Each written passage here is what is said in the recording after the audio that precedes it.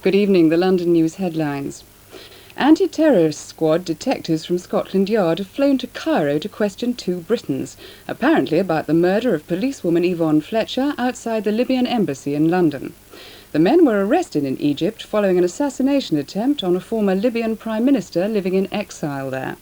Scotland Yard says a report has been sent to the Director of Public Prosecutions as a result of the detectives' trip to Cairo. 3 members of a Surrey family are in intensive care in Kingston Hospital after being found unconscious at their home in East Molesey. They've been named as Raymond and Doreen Stevens and their stepdaughter Michelle. It's believed they'd left a gas fire on for too long with inadequate ventilation, and police say that the family are lucky to be alive. Michelle's employer raised the alarm when she failed to turn up for her Saturday job at a local real estate agency. The foster mother of an 11-year-old boy is accusing Kent social workers of stealing her son.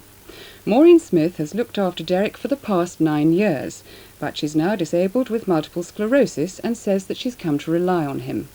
Mrs. Smith says social workers took the boy out to a car to talk to him and then didn't bring him back.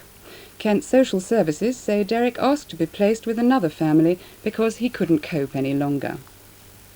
Police are searching for a man who raped a 14-year-old girl in Croydon.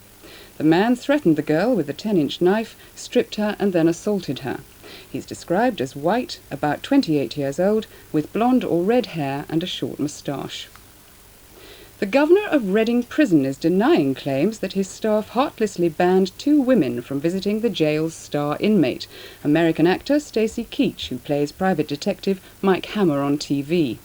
The jail turned away 2 women who said they'd flown from America with Christmas presents for the star and a message from his father. But Governor Brian Hayday says the women didn't have the right documents, and he was sure they were journalists. Stacy Keach is serving a 9-month sentence for importing cocaine into Britain. Someone in North London is £100,000 richer this morning.